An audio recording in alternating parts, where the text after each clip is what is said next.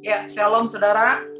Bicara kairos Tuhan, ya pasti sebagian besar sudah mengerti apa itu kairos Tuhan, ya. Jadi saudara, kairos Tuhan adalah waktu Tuhan. Nah, Bapak Ibu saudara terkasih, bagaimana kita bisa mengerti waktu-waktu Tuhan, ya? Sore hari ini kita mau belajar. Saudara, mengertilah ketika kita ada dalam waktu dan cara Tuhan, maka semua yang akan kita kerjakan itu menjadi ajaib. Dan kairos Tuhan adalah kesempatan yang diberikan Tuhan, ya, di mana ada kesempatan, ada waktu yang tepat, dan ada pertemuan, ya, yang Tuhan itu lakukan untuk kita bisa bersinergi dengan orang-orang yang satu visi, satu kerinduan. Sehingga saudara, ketika kita mendapatkan kairos Tuhan, maka kita akan bertemu dengan kesempatan, waktu, dan orang yang tepat. Ya, saudara. Nah, sekarang kita akan belajar bagaimana caranya kita melangkah, ya, melangkah untuk melakukan yang namanya kairos Tuhan. Saudara, kairos Tuhan itu syaratnya harus apa ya? Kita percaya juga, ya. Percaya dan iman itu harus ada satu tindakan. Karena gini, kalau kita mendapatkan satu message, mendapatkan satu rema, dan kita tidak menghidupkan, tidak melakukan rema itu, saudara, maka saudara kita akan yang namanya kehilangan saudara kairos Tuhan. Jadi saudara terkasih, setiap rema yang kita dapat daripada Tuhan itu, kita harus hidupkan, kita harus melangkah, saudara. Nah, karena kalau tidak, maka kita akan kehilangan yang namanya kairos Tuhan. Saudara, syarat-syarat apa yang harus kita lakukan supaya kita mendapatkan kairos Tuhan, ya? Jadi sekali lagi, kairos Tuhan itu waktu Tuhan, waktu yang ketepatan dengan Tuhan. Pertama adalah menanti-nantikan Tuhan dengan tekun. Saudara, ada satu peristiwa yang di Alkitab di dalam Matius 25 ayat 1-10, yaitu peristiwa 5 darah bijak dan 5 darah yang bodoh. Saudara, 5 darah yang bijak itu, saudara, menanti-nantikan Tuhan, ya, dengan mempersiapkan minyak juga yang ada dalam buli-buli, saudara. Mereka sama-sama membawa pelita, ya. Mereka juga sama-sama membawa minyak, saudara. Tetapi yang membedakan adalah gadis-gadis bodoh ini, saudara, dia tidak mempunyai persediaan minyak yang lebih. Tetapi gadis-gadis yang bijaksana ini, dia menyediakan atau dia mempersiapkan minyak yang lebih, saudara, karena dalam menantikan Tuhan itu kan kita nggak mengerti kapan waktunya, saudara, ya, itu akan terjadi. Ini kenapa ini? Saudara terkasih, mari. Jadi kita belajar bagaimana kita punya kesempatan untuk bisa mendapatkan kairos Tuhan. Pertama adalah menantikan Tuhan, ya. Jadi saudara jangan sampai pada saat saudara sudah menjadi orang yang setia dengan Tuhan. Saudara, ini ada kaitannya sama doa pagi, ya. Yang ikut doa pagi pasti akan nangkap ini kelanjutannya, ya. Kalau tadi doa pagi juga bicara tentang waktu Tuhan, kairos Tuhan, di mana ketika kita mendapatkan kairos Tuhan itu, saudara, tentunya saudara, Tuhan akan memberikan kita perjanjian yang diperbaharui. Dan saudara, kita akan juga mempunyai, Tuhan akan memberikan kita sesuatu yang dibangun kembali, sesuatu yang runtuh Tuhan kembalikan untuk dibangun. Dan ketika kita mendapatkan kairos Tuhan, saudara, maka saudara akan menggenapi janji-janjinya. Nah, saudara, dalam menantikan Tuhan, ya, kita ini seringkali anak-anak Tuhan setia dengan Tuhan, menantikan Tuhan. Hanya saja, saudara, dalam menantikan Tuhan itu kita bukan berarti diam, tidak melakukan sesuatu. Ya, dalam menantikan Tuhan ada yang harus kita kerjakan, yaitu apa, saudara? Tetap melakukan yang namanya kesetiaan kita itu, saudara, punya bobot, punya kualitas, yaitu di dalam ketaatan. Ya, intinya setia merenungkan firman Tuhan, ya, setia melakukan firman Tuhan. Saudara, ada banyak orang, saudara, setia ikut ibadah, tapi tidak setia dalam membaca firman Tuhan. Ada orang juga setia membaca firman Tuhan, tapi tidak setia merenungkan firman. Ya, padahal merenungkan firman ini, saudara, sangat penting sekali. Kenapa orang tidak bertambah-tambah hikmatnya? Karena saudara hidupnya tidak pernah merenungkan firman. Ya, ingat Tuhan itu tidak akan berbicara atau membukakan rahasia kebenaran firman pada orang-orang yang tidak suka bertanya, tidak suka merenungkan firman. Nah, saudara terkasih, jadi saudara, kalau kita ini menjadi orang yang merenungkan firman Tuhan, ya, maka Tuhan akan membukakan rahasia-rahasia. Ini contoh misalkan saudara ya, ketika kita mendengar firman Tuhan tentang 5 darah bijak ini saudara, ya, ketika mereka waktunya pintu gerbang terbuka saudara, ya, sang mempelai itu datang saudara, maka 5 darah yang bijaksana ini masuk saudara, karena apa? Mereka punya persiapan minyak. Sedangkan 5 darah yang bodoh saudara, mereka tidak punya persiapan minyak, mereka tidak bisa masuk. Bahkan ketika mereka ingin membeli minyak saudara, waktunya sudah nggak bisa. Ya, artinya itu hidup yang tidak pernah berjaga-jaga. Ya, hidup yang fokusnya tidak pada Tuhan. Hidup yang fokusnya hanya pada diri sendiri, pada masalah, saudara ya. Orang kalau hidupnya pada masalah, terus saudara ya, hidup pada diri sendiri, tidak pernah hidup merenungkan firman Tuhan, belajar lebih lagi. Saudara misalkan dengan 5 darah yang bijaksana, bertanya dengan Tuhan, Tuhan kok bisa ya 5 darah yang bijaksana ini bisa masuk. Nah, apa sih Tuhan maksudnya minyak pengurapan ini? Nah, saudara, kalau saudara tidak menggali, tidak bertanya, maka hikmat Tuhan tidak akan pernah dibukakan. Tapi ketika saudara menggali, apa sih yang dimaksud saudara Tuhan yang dikatakan persediaan minyak? Ya, artinya nanti Tuhan pasti akan membukakan hikmat, yaitu orang yang tekun untuk apa? Menjalani setiap didikan Tuhan lewat proses. Ya, artinya saudara, ketika kita ini dalam didikan Tuhan tidak bersungut-sungut, ya, tidak ngomel, tidak marah-marah, saudara. Nah, ketulusan itu yang akan menghasilkan minyak pengurapan, ya, menghasilkan perkenanan Tuhan. Nah, saudara itu. Tapi kalau kita itu ngomel dalam perjalanan hidup ya, dalam proses hidup kita ngomel terus sama Tuhan, ya saudara, maka di situ nanti jadi nggak berkenan sama Tuhan, ya. Hidup kita jadi nggak berkenan, terus akhirnya kita selalu jadi orang yang kalau orang sekolah itu meremedi lagi ya, ngulang lagi, saudara ya. Nah, daripada capek ngulang, mendingan menjaga sikap ya untuk tidak memberontak dengan Tuhan. Nah, yang kedua adalah ketulusan, ya. Saudara di sini Rut 2 ayat 18 ayat 8 sampai dengan 12, di mana kesetiaan Rut itu adalah kesetiaan yang sangat luar biasa. Kesetiaan dan ketulusan dalam pengabdiannya pada Naomi itu sangat teruji, ya. Rut ini saudara bukan hanya bicara orang yang sangat setia, saudara, tapi dia sangat tulus. Di hatinya itu nggak ada, saudara ya, yang namanya menyesal mengikuti Naomi, ya, janda miskin yang nggak punya apa-apa, nggak punya harapan, saudara. Bahkan bukan cuma itu saja, saudara ya. Bayangin Naomi yang janda, yang sudah tua, miskin, nggak punya sesuatu yang bisa dia andalkan. Justru, saudara, keberadaan Naomi sendiri, ya saudara, di mana dia sudah menjadi orang yang tidak berdaya, Rut itu yang akhirnya menjadi penanggung daripada Naomi, sehingga akhirnya Rut itu menjadi orang yang bekerja keras untuk menghidupi Naomi, saudara.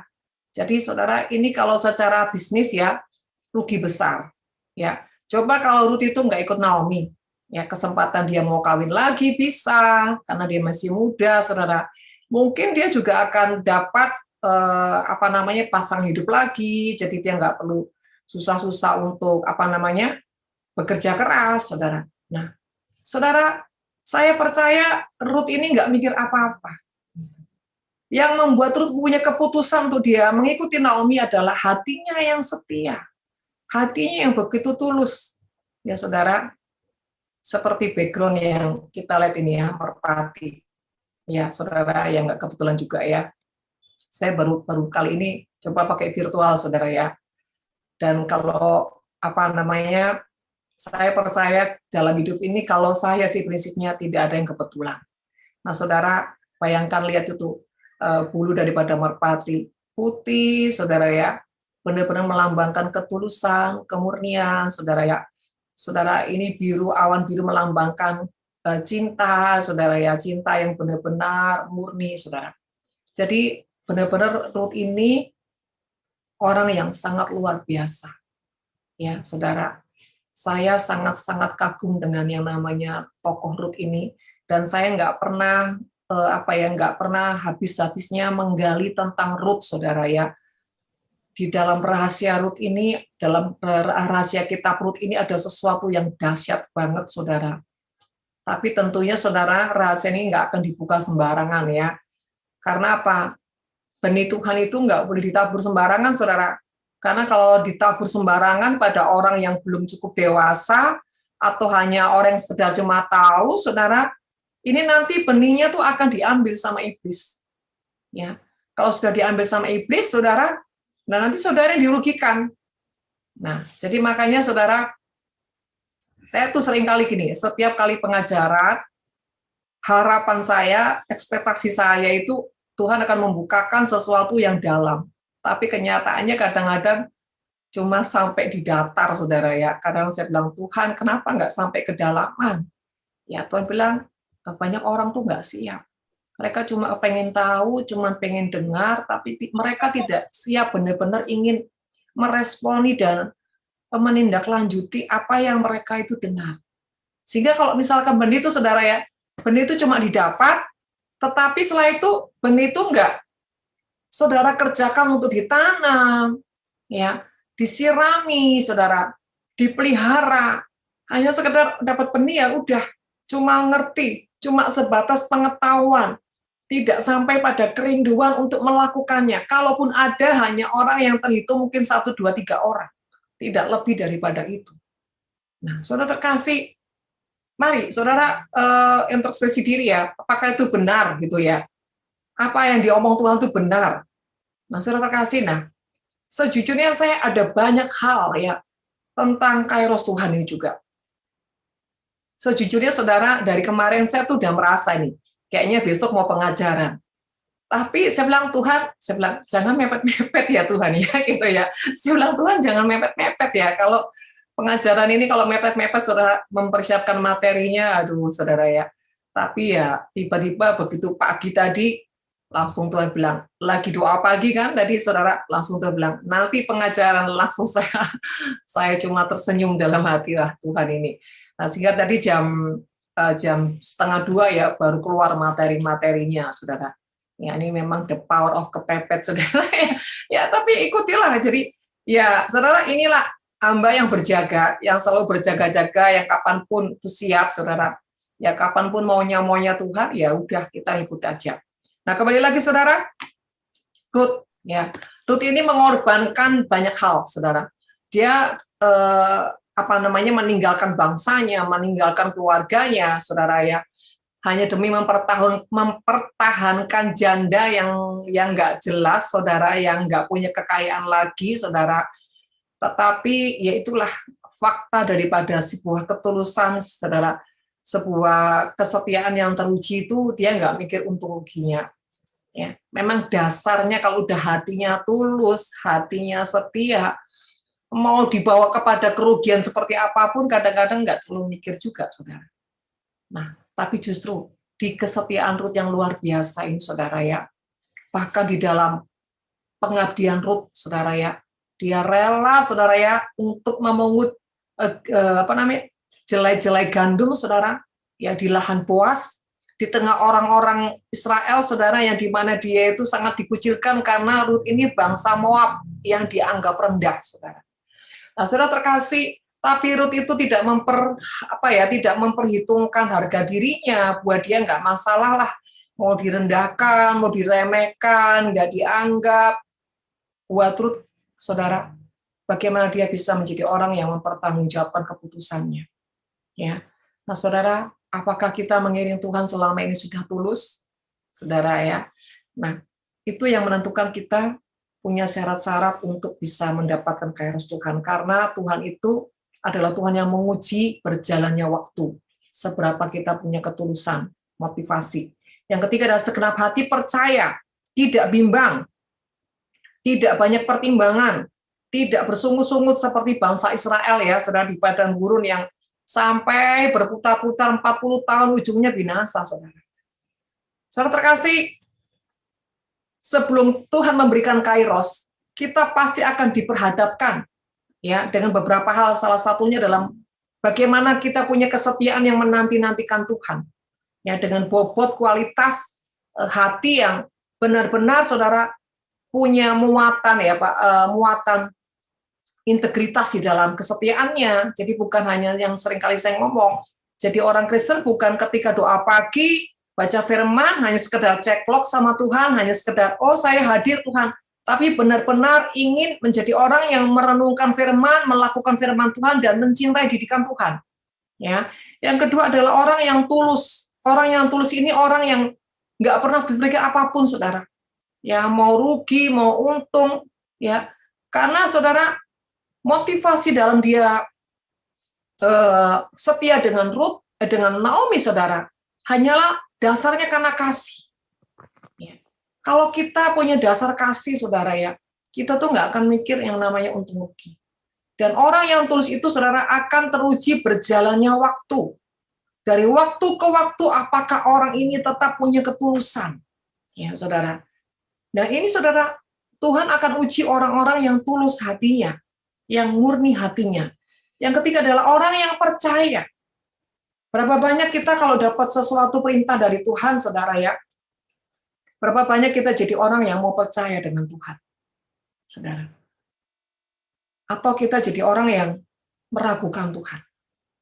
Saudara, ketika kita mendapatkan mandat daripada Tuhan, apapun itu bentuknya, saudara, ya, kalau hati kita ini percaya dengan Tuhan, maka kita nggak akan banyak pertimbangan.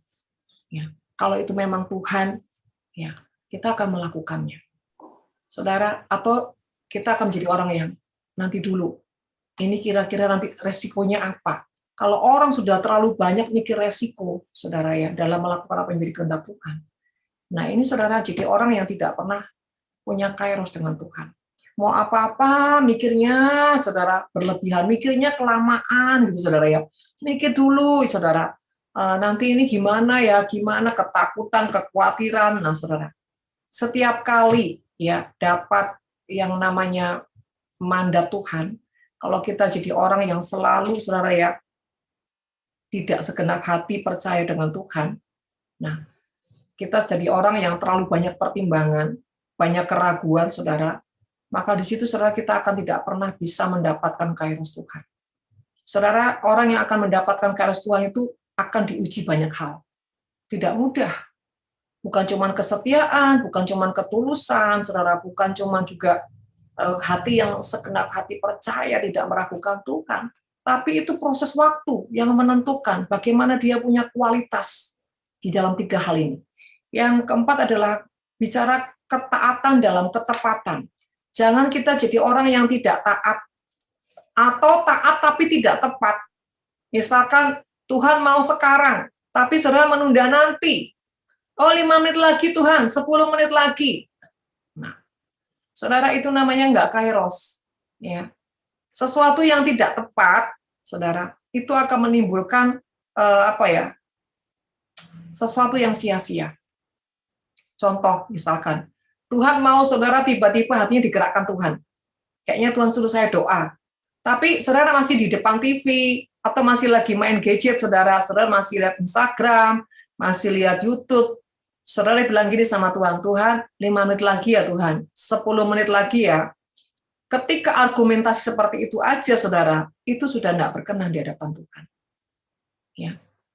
Saudara, jadi intinya orang-orang yang mau mengalami kairos Tuhan itu pasti dipersiapkan dulu sama Tuhan, dilatih dulu, saudara. Tidak tiba-tiba kairos. Ya. Dan orang-orang yang kairos itu orang-orang yang sudah teruji, ya, setidaknya sudah pernah terlatih dengan Tuhan. Nah, ya, jadi seperti wanita yang 38 tahun, saudara, mengalami kelumpuhan ya di dalam Yohanes 5 ayat 6 sampai 7, saudara. Ketika Tuhan bertanya, maukah kau sembuh? Wanita itu bilang, saudara, tidak ada orang yang menolong aku, Tuhan. Ketika air itu sudah mulai bergoncang, ya, orang sudah mendahului aku, saudara. Nah, wanita ini berusaha mencari apa? Kesalahan pada orang lain. Saudara, padahal Tuhan tuh berharap jawabannya cuma, ya Tuhan, saya mau sembuh. Nah, saudara terkasih, orang yang tidak punya ketepatan, ya, bahkan nggak tanggap, ya, tidak connect dengan Tuhan hatinya, banyak alasan-alasan. Ini yang membuat orang tidak bisa masuk dalam kairos Tuhan. Nah, saudara, mari belajar kalau ada sesuatu yang di hati kita bicara, atau teguran, atau apapun itu, saudara, kalau itu memang benar-benar kebenarannya memang ada pada kita, mengenai kita, ya kita ini jangan jadi orang yang berbantah sama Tuhan. Ya, saudara. Nah, misalkan ada seorang, kamu mau kerja, kamu mau dapat pekerjaan. Ya gimana, aku mau kerja. Ini begini, itu begitu, saudara. Padahal jawabannya harusnya cuma satu, ini jadi jawabannya panjang kali lebar, saudara. Ya, pernah nggak ngalamin seperti itu? Atau menemukan orang seperti itu? Padahal harapannya itu sebetulnya jawabannya simpel, iya dan tidak. Nah, saudara terkasih, hati-hati ya kalau dengan Tuhan itu, ya, menurut pengalaman saya ini, saudara ya, saya udah hampir berapa tahun ya ikut Tuhan ya, mungkin 30 tahun ya. Ya, Tuhan itu nggak suka kalau orang berdebat. Ya, Tuhan tuh nggak suka kalau ada orang argumentasi. Ya, kalau iya ya iya, kalau enggak, nggak usah banyak alasan. Kecuali misalkan, Tuhan, apa saya mampu nih Tuhan? Artinya menyadari keberadaannya dan minta jaminan Tuhan, itu nggak apa-apa. Tapi kalau alasannya hanya untuk saudara menghindari, ya, ingin lari dari apa yang Tuhan mau kita lakukan, saudara, banyak dalih, saudara. Nah ini yang Tuhan tidak berkenan. Ya, yang kelima adalah tidak putus asa.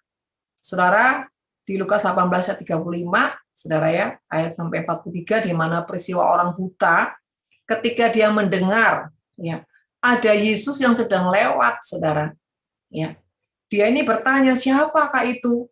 Nah, murid-murid bilang, itu Yesus, saudara. Ketika dia tahu itu Yesus, saudara, dia tidak menyanyiakan kesempatan, saudara. Dia berseru sekuat mungkin, dia memanggil Yesus, Yesus anak Daud, tolonglah aku, kasihanilah aku, saudara. Padahal murid-murid itu berusaha menghentikan, saudara ya, di mana orang buta ini berteriak-teriak, berisik. Tetapi saudara ya, orang ini tetap berjuang, ya, tidak terhentikan sekalipun banyak orang mencekal, banyak orang menghalangi, saudara ya. Bahkan orang-orang menghalangi ini adalah murid-murid Yesus sendiri, saudara. Nah, saudara, juga dalam kekristenan kita, kalau kita ini ingin bertumbuh, ya saudara, ingin menjadi orang yang benar-benar dekat dengan Tuhan, saudara, kadang-kadang yang menjadi penghalang itu bukan orang di luar, tapi orang di dalam kita. Ya, saudara, apakah kita tetap, saudara, menjadi orang yang punya tekad untuk bangkit, untuk berjuang, ya, tidak terpengaruh dengan keadaan, bahkan tidak perlu melo, saudara. Nah, saudara terkasih, jadilah orang yang terlatih dalam 5 hal ini. Pertama adalah jadi orang yang punya penantian dengan Tuhan, kesetiaan, ya, kesetiaan dengan Tuhan yang teruji, menanti-nantikan Tuhan dengan sebuah ketekunan dan kualitas hidup. Yang kedua adalah sebuah ketulusan, ya. Ketika kita tulus dengan Tuhan, saudara ya, intinya orang tulus itu ya, mau diapain aja ya tetap setia, mau ditahan, mau dirintangin, tetap, saudara, ketulusannya itu nggak pernah berubah, saudara ya. Bahkan sampai difitnah, mau diapain aja, saudara, ketulusannya tetap.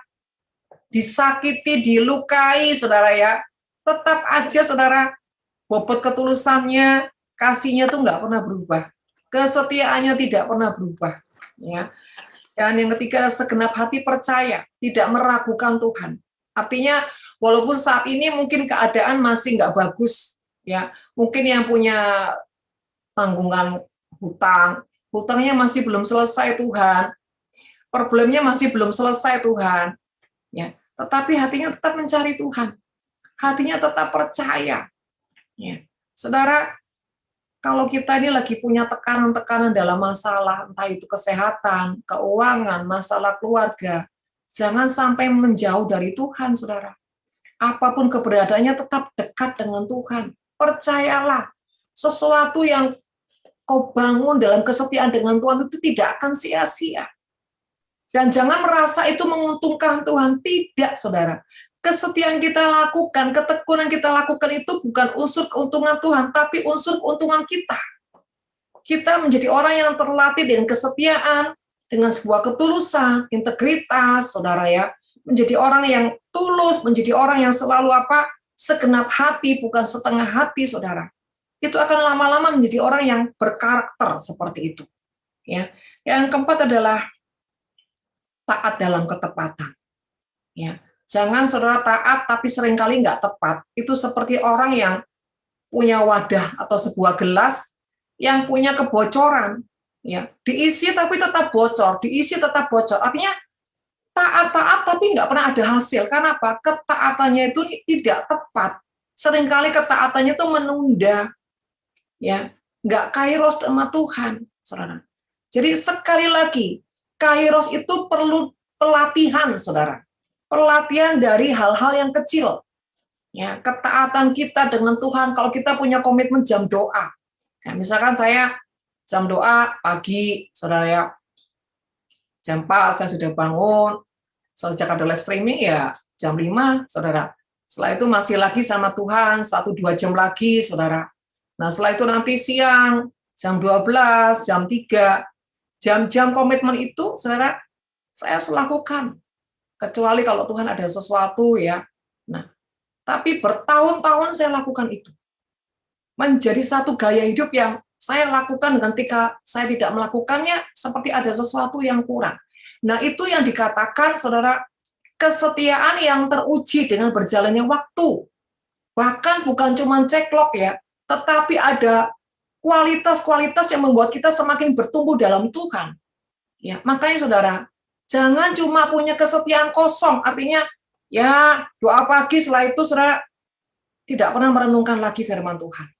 Saya sendiri nih ya, kalau habis doa pagi, pertama ya saya akan baca firman Tuhan dulu, saudara. Nanti kalau ada waktunya senggang, saya akan pasti entah itu kapan, pasti saya akan dengar lagi apa yang tadi saya sampaikan di pagi hari.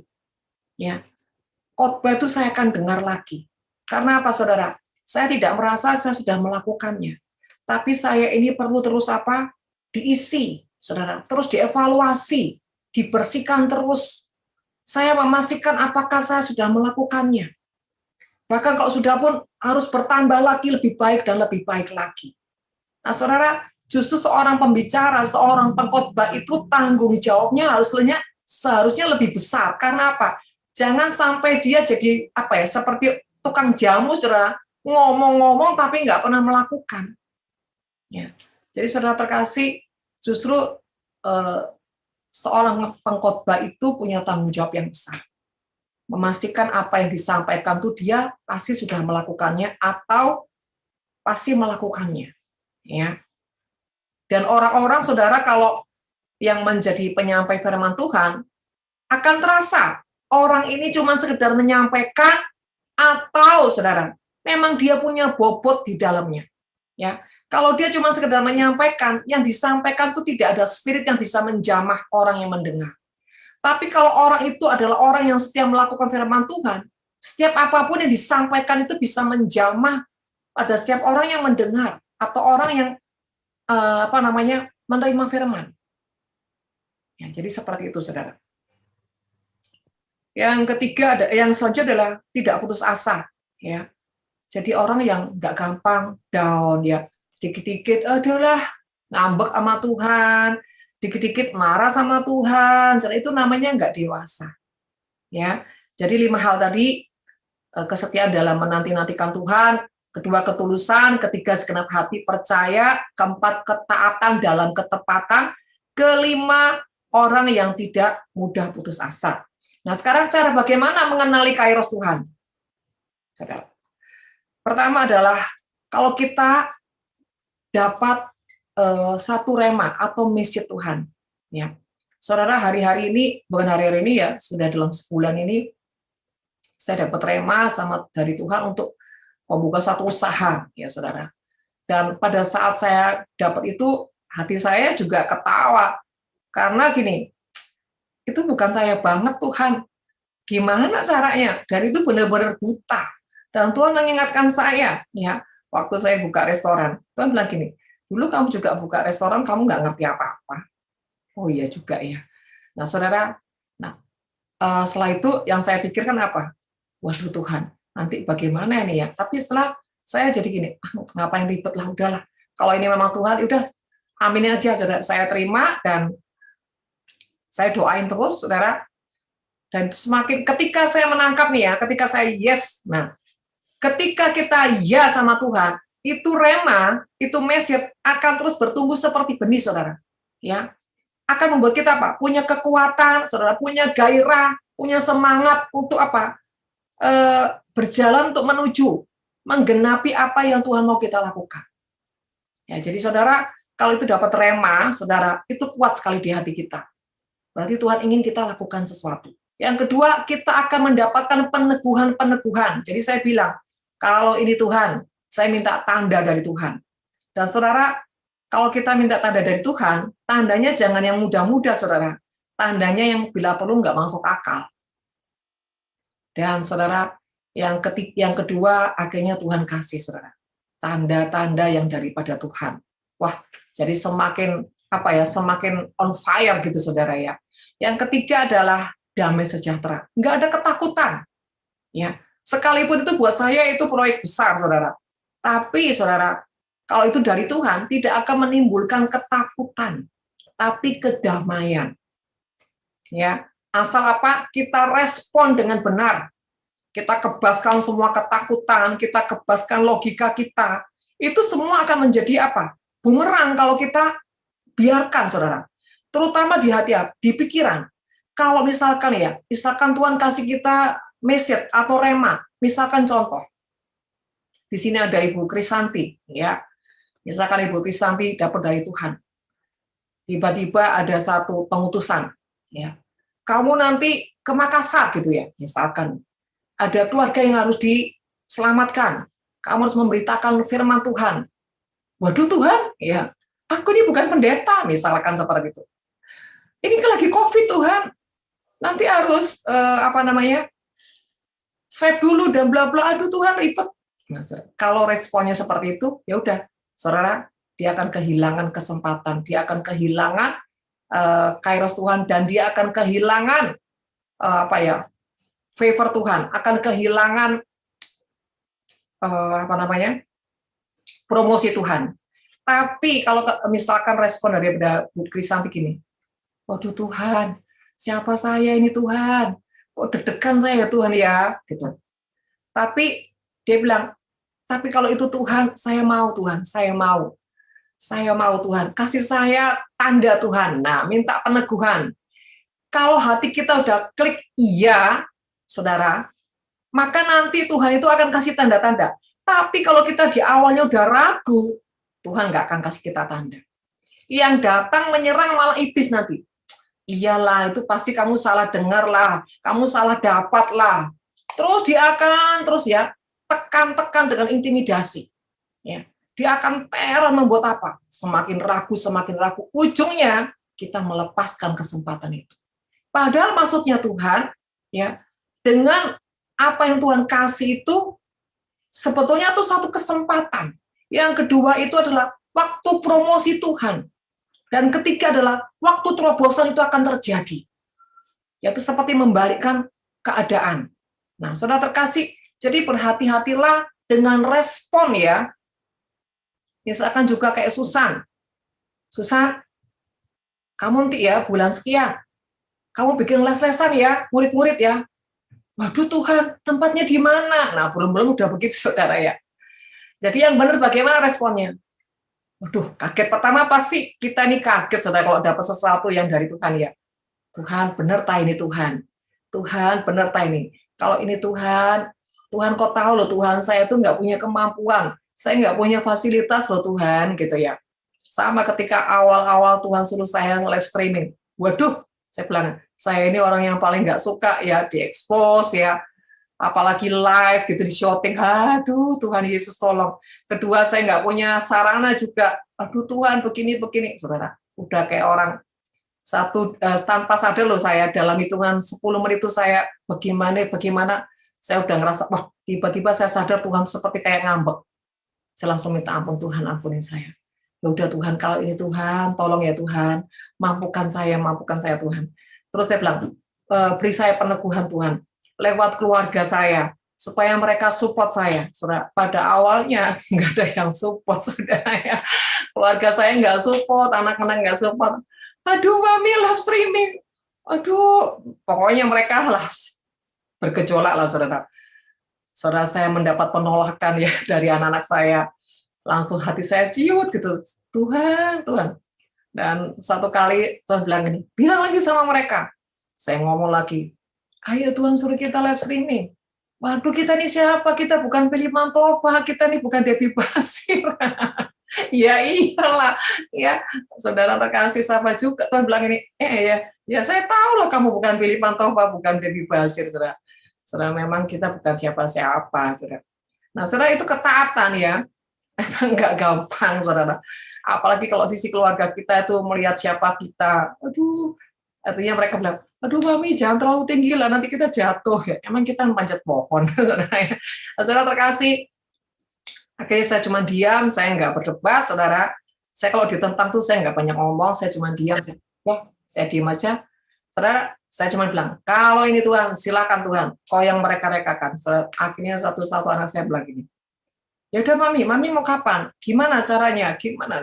Akhirnya mereka sendiri yang mulai datang ke saya, mereka sendiri mempersiapkan ini dan itu, saya cuma diam, saudara.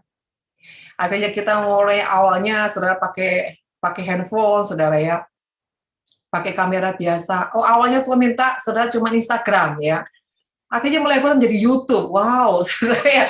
Wah, Tuhan ini misalnya sukanya mancing-mancing dulu dari hal kecil, saudara. Ketika kita respon Tuhan bahwa kita lagi naik, itulah sifatnya Tuhan, saudara. Ya, pertama bilang Instagram, nggak apa-apa Instagram. Dari Instagram lari ke YouTube, saudara. YouTube kan lebih lebar lagi, saudara. Dan akhirnya butuh lagi kamera. Tuhan, ini masa-masa pandemik Tuhan, ya. Nah, saudara, akhirnya anak saya bilang gini, nih, kita tuh juga harus berhikmat, pengeluaran jangan besar-besar, beli semua fasilitas juga duit. Dalam hati yang bilang daun siapa gitu ya, saudara ya. Ya pasti saudara ya, fasilitasnya pakai duit, saudara ya. Saya bilang ini, sudah, saya nggak banyak ngomong. Saya ini puji Tuhan ya, makanya saya selalu ngomong gini, kalau orang bodoh itu paling enak sama Tuhan. Kenapa? Nggak banyak bicara, nggak banyak, dan nggak kena gampar sama Tuhan, saudara ya. Makanya jadi orang tuh bodoh aja sama Tuhan. Selamat, saudara. Tapi kalau keminter sama Tuhan, kena kemplang nanti, saudara ya. Jadi saudara, saya jadi orang bodoh-bodoh aja. Kalau dia terserah Tuhan lah. Saudara, Tuhan bilang gini, ini ya, nanti beli kamera, beli gini-gini. Tuhan, beli mah gampang. Yang penting cair dulu. Tuhan bilang, percaya saja. Oke, saya sepakat saudara dengan Tuhan, percaya saja. Singkat cerita, kami beli fasilitas dari kamera, dari lampu, lighting, apa, blablabla. Wow, saudara, saya cuma ngomong gini tok sama Tuhan. Memang kok ajaib Tuhan. Ya iyalah. Nah, saudara, sampai anak-anak saya itu terheran-heran, saudara. Sehingga, nah, jadilah kami punya fasilitas untuk live streaming, untuk YouTube, saudara, dan semua itu bukan pakai daun, saudara, pakai duit yang cukup banyak, saudara ya, cukup besar biayanya, saudara. Kamera bukan cuma harga puluhan juta, saudara ya, saudara kasih. Dan itu beli kamera pertama, saudara, wah nggak tepat, ganti lagi, dalam hati, Tuhan Yesus tolong, ganti lagi, rugi lagi, saudara ya. Nah, semua proses perjalanan, saudara. Tapi namanya ketaatan itu kan ada harganya. Taat itu bukan murahan, saudara ya. Ada harganya, saudara. Ketika kita sudah taat, kadang-kadang nggak cukup sampai di situ. Kadang-kadang kita masih dicemooh ketika kita salah. Tuh kan makanya gini, kena dampak lagi saudara, kena sidang ilahi dengan anak-anak saya. Wah, saya sering kena sidang ilahi sama anak saya, tapi ya nggak apa-apa. Saudara terkasih, hati seorang hamba harus diuji. Sampai berjalannya waktu, saudara, tambah lagi program, anak saya langsung kebakaran jenggot. Tambah lagi, Mai. Program tambah lagi. Akhirnya setiap hari, pagi hari, siang hari, sore dan malam hari. Dari Senin sampai Sabtu sampai Minggu ujungnya, saudara. Program terus, saudara ya. Saya tuh udah 3 hari udah dalam hati batin, saudara. You know batin? Tuhan, nanti Sabtu ini pengajaran enggak ya? Tuhan tuh diam, saudara. Diam, saudara, 1000 bahasa. Tuhan, pengajaran enggak? Kalau pengajaran, ayo Tuhan, jangan mepet-mepet. Nanti kalau mepet-mepet, nanti anak saya marah, saudara ya. Saudara terkasih, suka-suka Tuhan ya. Dalam hati saya udah pasrah dari hari Rabu, Kamis, Jumat saya datang sama Tuhan. Nanti pengajaran enggak Tuhan? Jangan mepet-mepet loh Tuhan. Kalau mepet-mepet ini aduh Tuhan ya. Tapi ujungnya udahlah. Tadi pagi tiba-tiba. Nanti pengajaran. Saudara ya, saya mengucap syukur aja. Ya, saya cuma nyanyi, ku bersyukur Bapa. Saudara, puji Tuhan anak-anak saya sekarang saya nggak kaget-kaget lagi seperti dulu ya. Kalau tiba-tiba ada program ini, ada program itu, mereka biasanya dulu kaget. Sekarang udah biasa. Oh, biasa, yang tiba-tiba itu biasa, saudara ya. Nah, saudara terkasih, kembali lagi, saudara. Kita akan mengalami namanya peneguhan demi peneguhan. Yang ketiga, ada damai sejahtera. Ya, secara ini, saudara, misalkan seperti ini, saudara ya. Setiap hari live streaming. Dan saya ini, jujur, saudara ya, rada ada gengsinya gitu ya. Kalau saya harus broadcast tentang Bapak Ibu saudara, nanti saya ibadah, nanti live streaming lagi ya, sampai ketemu saudara. Kayak promosi diri itu ya rada-rada malu sebenarnya saudara. Kok orang kok mempromosikan dirinya sendiri itu kan ya malu saudara. Sampai saya kadang Tuhan, harusnya tuh orang lain mempromosikan saya, jangan saya mempromosikan diri sendiri. Itu kenapa? Gengsi saudara ya. Ya saudara, Tuhan sekali lagi menghancurkan harga diri saya lebih daripada harga sembako mungkin Tuhan ya. Itu saudara ya. Jadi ada damai. Yang keempat, semakin melangkah, semakin terbuka jalan, saudara. Ya, semakin taat, semakin terbuka jalan. Nah, saudara, inilah, saudara, cara-cara kita mengenali kairos Tuhan. Yang kelima, semakin kita taat, semakin terbuka jalan, semakin menghasilkan terobosan demi terobosan. Nah, saudara, jadi itulah caranya kita mengenali yang namanya kairos Tuhan. Ketika kita tepat dengan Tuhan, saudara ya, kita ini akan jadi orang yang punya perjanjian terus diperbaharui, bakal kita semakin dibangun di dalam roh kita, bakal kita menjadi orang yang terus, saudara, masuk penggenapan demi penggenapan janji Tuhan. Ya, nah sampai di sini dulu, sudah berapa menit ini, saudara? Sudah 1 jam ya, karena kalau kelamaan nanti anak saya ngomel, Mami sudah terlalu lama, gitu, saudara ya. Saya ini punya pengacara, saudara ya, di keluarga saya. Ya, jadi saudara terkasih, itulah yang saya bisa bagikan. Nanti kita akan masuk dalam sesi tanya jawab. Ya, silakan yang mau bertanya jawab